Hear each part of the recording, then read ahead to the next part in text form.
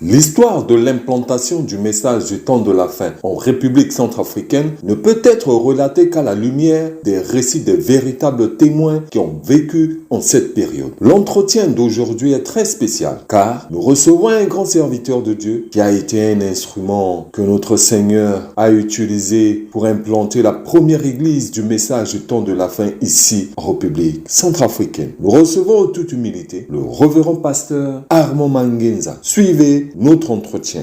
Par la grâce de Dieu, je vais te parvenir ce dont tu as besoin.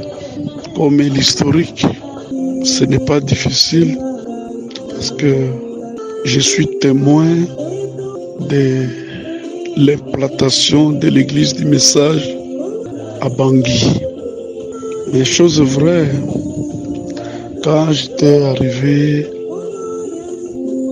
à Bangui, il n'y avait aucune église du message. Aucune, je dis bien aucune.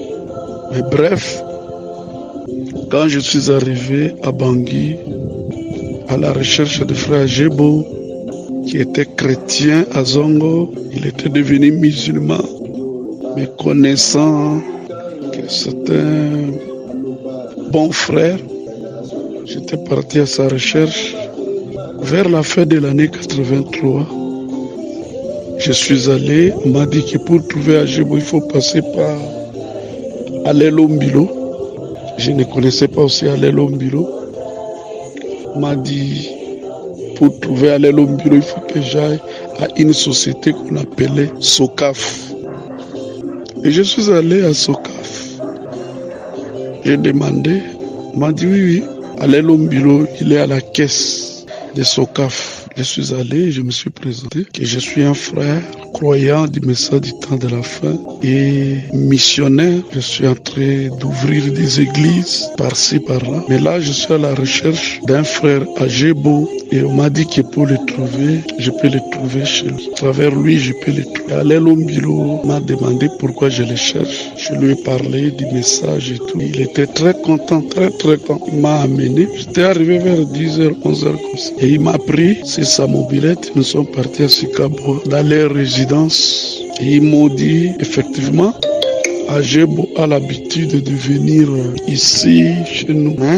On n'a pas un programme fixe. Il faut passer de temps en temps. Ça va coïncider que tu vas agir. Et la pluie était tombée. Ça nous a bloqué là-bas, à la famille Lombilo. Et après la pluie, Ajebo était venu. Il était de passage, il est arrivé. Et on s'est vu avec Ajebo que j'ai cherché.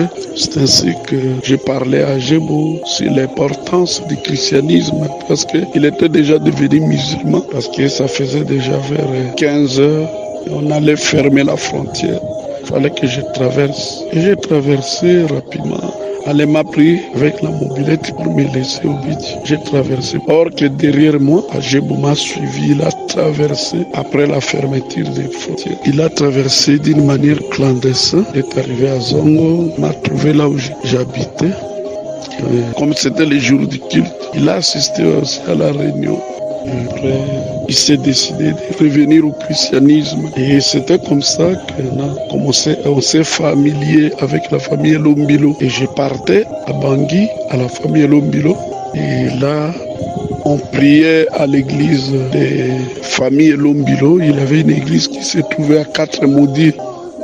Chez les pasteurs Jean Mbadi. Mais en ce temps-là, les pasteurs, c'était Pépé. Si vous demandez à Marie-Thérèse Lombilo ou bien Bertrand Lombilo, peuvent savoir qu'à ce temps-là, c'était Pépé. Les pasteurs, c'était un certain frère Pépé qui était le pasteur là-bas. Et puis, j'ai prié de temps en temps dans cette église-là parce qu'il n'y avait pas d'église du message. Il n'y avait pas d'église. Il n'y avait pas d'église. Et c'est comme ça qu'on s'est fait connaissance avec le frère Namko Blaise. Paix aussi à son âme. Et c'était comme ça. Je partais pour moi à la confrérie du sang précieux. Mais Ajebo était ami à Dival. Et il m'avait amené chez un papa Bassipois, Jean-Pierre. Nous sommes arrivés là-bas. Or que l'église de Germain était inondée. Comme c'était inondé, leur église était inondée. Fraternité évangélique. Le pasteur c'était Eli Kosingambo. Alors ils avaient quitté là-bas pour prier chez Bassipois Jean-Pierre. Frère Saint-Germain doit savoir ça. Alors, comme on priait là-bas, nous aussi, on était partis chez Bassipoa. On a trouvé que l'église était déportée chez Bassipoa. Parce qu'Agebo avait des connaissances avec beaucoup des églises d'Action apostolique. Alors, il me passait d'un pasteur à l'autre, d'un pasteur à l'autre. Et c'était comme ça que nous sommes arrivés là-bas. On a trouvé les pasteurs associés d'Ival d'Écossi. Il était pasteur associé dans cette église-là. Le pasteur Elie n'était pas encore arrivé. Et c'était comme ça que nous avons passé le temps. Et le frère Jebo m'a présenté que voilà, c'était un pasteur qui est venu d'Isaïr. C'est un serviteur de Dieu, tout ça.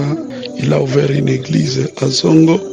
Bon, là, je suis en train de l'amener chez mes connaissances pour qu'il fasse connaissance aussi avec quelques Centrafricains. Et le frère d'Écossi Dival était très content d'apprendre ça. Il a dit, mais si tel est le cas, pasteur, tu peux nous apporter la parole aujourd'hui, non? Parce que là, je suis là, nous préparons le culte. Et dans 2 heures, les frères seront là, le culte sera là. Et c'était comme ça. Et j'avais prêché l'amnésie spirituelle et d'une manière évangélique. Et tout le monde était content de moi. Ils avaient apprécié la prédication. Et c'est comme ça qu'ils m'ont aimé. Et ils m'ont demandé si je pouvais passer encore prêcher les dimanches. Et les dimanches, papa Jean-Pierre Bassipoa est allé me chercher au beach. Nous sommes venus, mais j'étais venu en retard. Arrivé à l'église avait déjà commencé.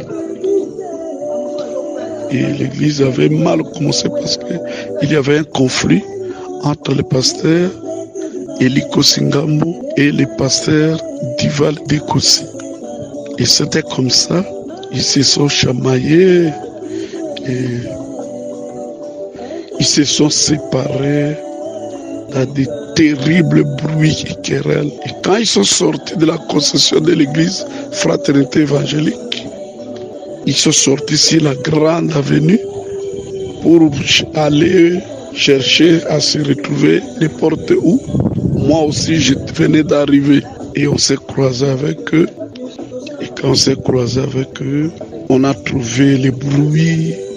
Mais les jours-là, quand ils se sont séparés, et dans l'avenir, quand on s'est croisé, il m'a dit, Dieu m'a parlé, que pasteur Armand, ton Dieu a opéré un grand miracle.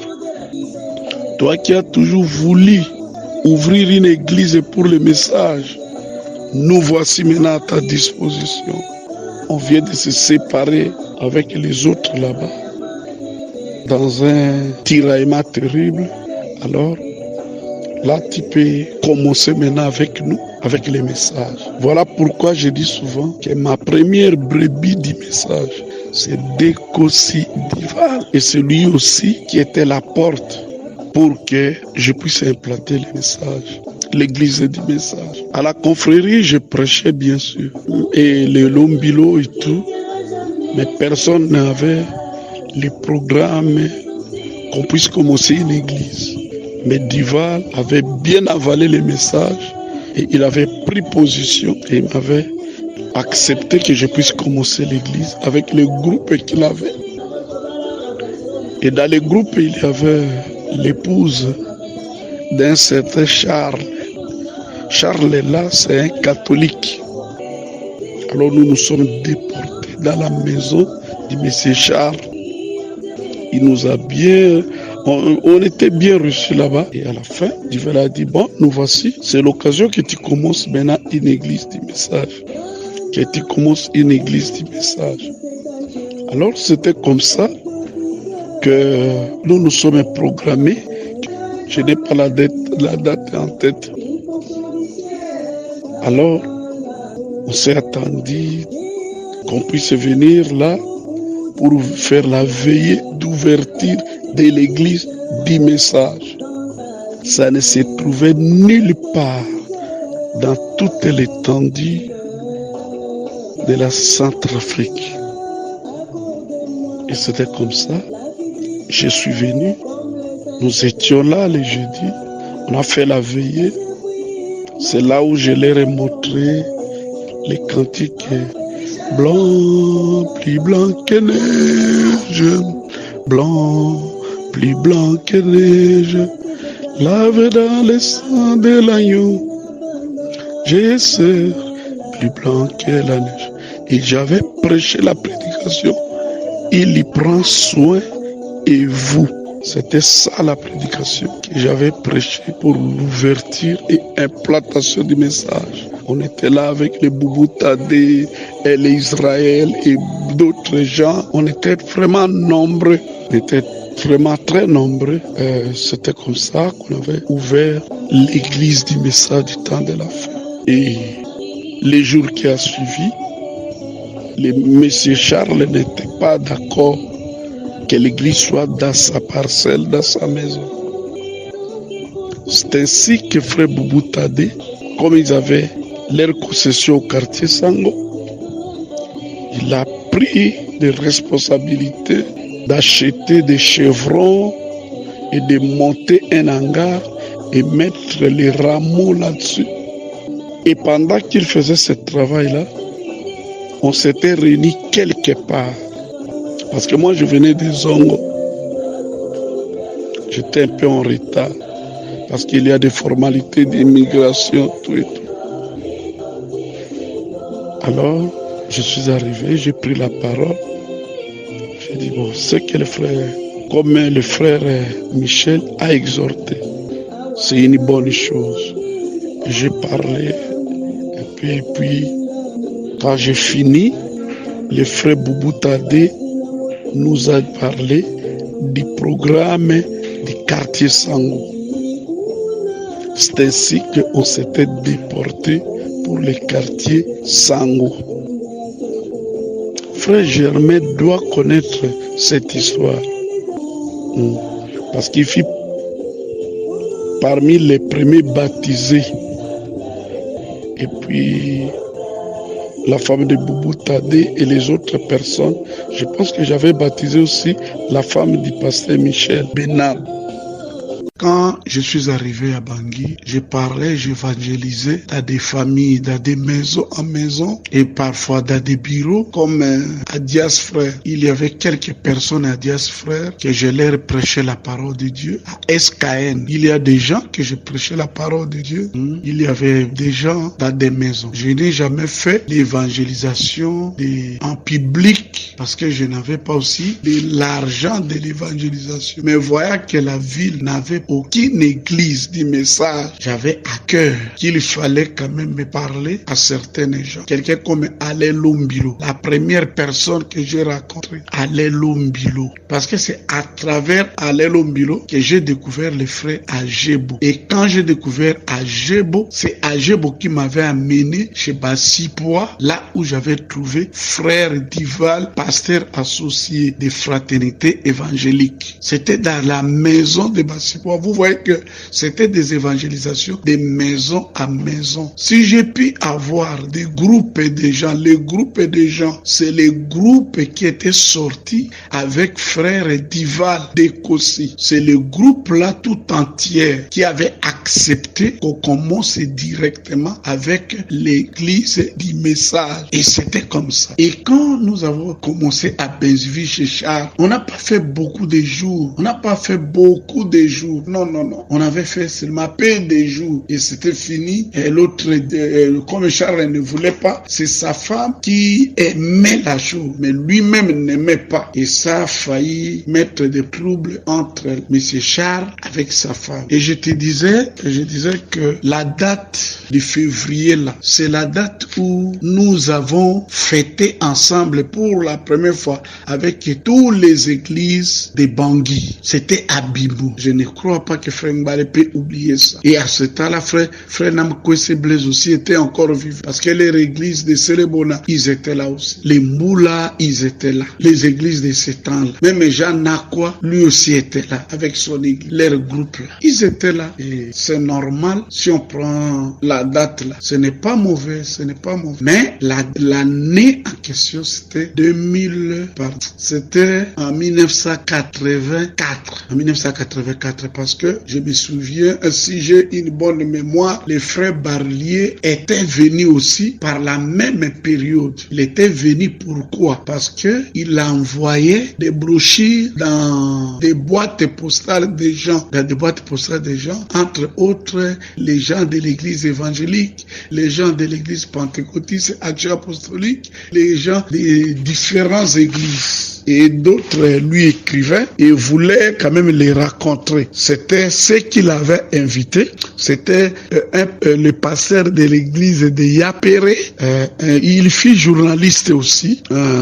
Et il avait aussi un pasteur Yakoma de l'église de Kbetene.